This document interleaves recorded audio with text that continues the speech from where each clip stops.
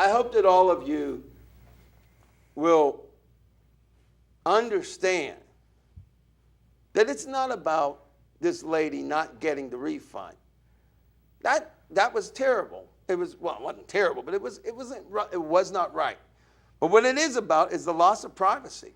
What it is about is a store feeling they can just basically spy on you.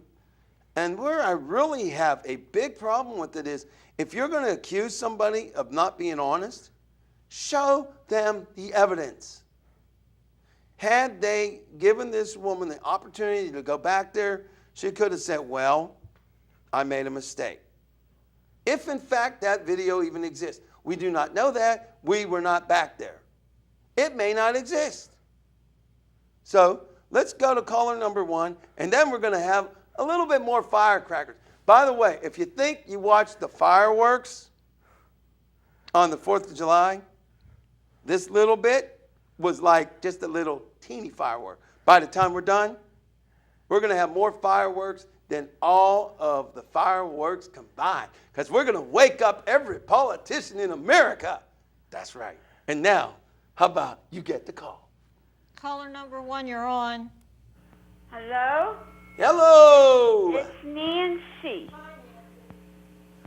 How you doing? How you doing now? Well, I don't want to say on TV, but I'm in a lot of pain. Okay, how you doing, Chris? I'm doing all right. I see you sitting there smiling, and I enjoy watching the show. Keep watching. And I'm going to keep watching. So your show is very interesting. Well, hold on, Nancy, hold on. How are you doing? I'm doing very well. You sure? Yes, I'm All doing right. very well. All right. And I can see you out of my other eye. Well, that's good. Okay, yes, I enjoy watching the show, so I'll continue to watch. Well, Nancy, if you have a seatbelt in your house, you might want to wear it, because it's going to get a lot tougher in about 5 minutes or less. Oh, I'll have my seatbelt. All right, get your seatbelt on. Okay. Because you're in for a ride. Yeah, I don't want to take off in it. Well, you might. Well, God bless you, kid. Okay, thank you. Bye. Thank you. Yep. And I hope Nancy's not too upset, but I asked her how she was doing because she had a recent procedure. I'm not going to say what it was, because she can tell you in August. Hopefully she'll be here in August. But she would have been here had she not had this small medical procedure. Nothing really serious. But I felt that it was not safe for her to come out tonight, because I care about people. Believe it or not, I actually care. I'm not doing this for my health, believe me. Real quickly, this was not part of the show. You might have noticed I said that I'm in a lot of pain. Well, I have an extremely bad back problem due to a car accident that I had in 1986. And in the last 2 weeks, I've been having back spasms.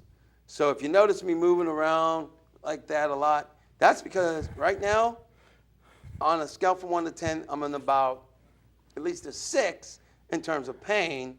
But earlier last week, I was in a blooper time. I was in a 10. So I just wanted to let you know. But the thing is, as I said to a group of people last week, I'm about self-sacrifice. I will not do this show. I will not miss a show, even if I'm in pain. And that should be, by the way, something that all the talent scouts and local stations and network agents and networks, if you're looking for somebody that has sustainability, reliability, and dedication to their art, I'm not going to say give me a call because that's advertisement, but I do not miss a show. I do not. Having said that, it looks like we have another call. So I believe Chris is supposed to do his little magic thing. Go ahead, caller. Okay, this is Diane. How you doing, Diane? This is for Chris. Oh, Chris, go for it. Go ahead. I hear you. Chris, I know we lost a lot of favorite favorite stars and singers. So who was your favorite? Was it Michael Jackson or somebody else? Well, I'm I going to would ask love to know from all of Diane. you up there today. Diane, I'm going to ask Chris not to answer that yet until you turn your TV down because we're getting too much feedback. I can't turn it down. I'll mess it up. Oh, all right, fine. Chris, answer the call. I like AC/DC. No, she means the people that passed away. Michael Jackson died. Oh, you talking about the people passed away? Yes. Yes. Well, there's a lot of them have passed away in the last month. You know, and Excuse me, everybody. and I like Steve McNair. What did you like Michael singing? I like You Michael like singing. Michael Jackson. He said he liked his How singing. about Annette? What? I like Michael Jackson. How about you, Al?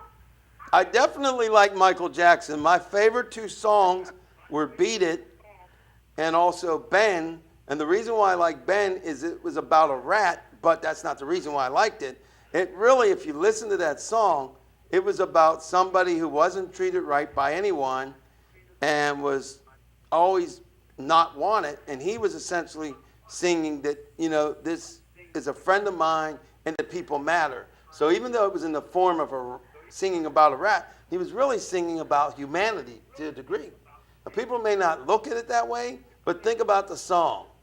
And he talks about you're always being pushed out, you're not wanted anywhere. You know, a lot of people can identify with that. And I like the song Beat It because it said, especially to our young people in America, you know what it said? It said, you don't have to fight to be macho. You don't have to fight to be a man.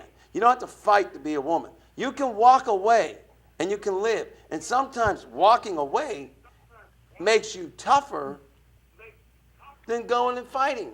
It's harder to walk away. If somebody calls you a mofo, your first initial response is to knock them upside the head. It's hard to walk away.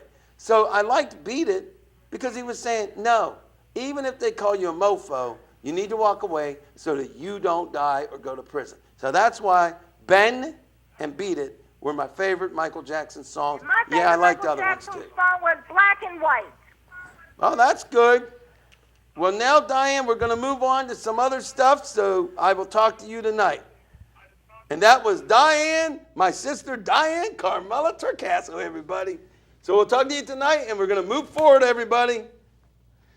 Now, I don't mean to be rude to Diane, but we have lots and lots and lots of stuff to do. Now, while I was doing that, I was also thinking, what's the most important things to talk about? Let's see, we're in about 25 minutes, I guess. Well, I think one of the most important things to talk about is the Real ID Act. Yeah, I know, I talked about it before. Well, I'm talking about it again. Don't tune out. Trust me, you do not want to tune out. Not because I told you so, but because of what the Real ID Act is and what it does. And believe me, when I tell you, you are not going to be pleased. All right, let me just take a New York second here.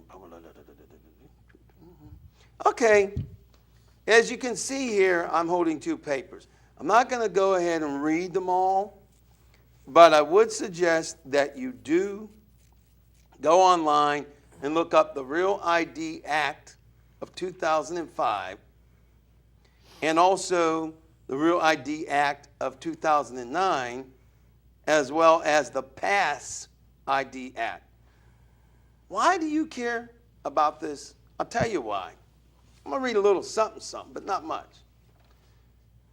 Essentially, without any of that, I'll tell you why. Right now, every American that drives, whichever state you're in, you have a state-issued license, a state-issued ID for those who do not drive. It's done by the state. Well, in 2005, Congress deemed that because of what happened in 2001, they said, well, you know what? We want a national ID card. And at first glance, people think, well, I have Social Security and I have my license, so what's the difference?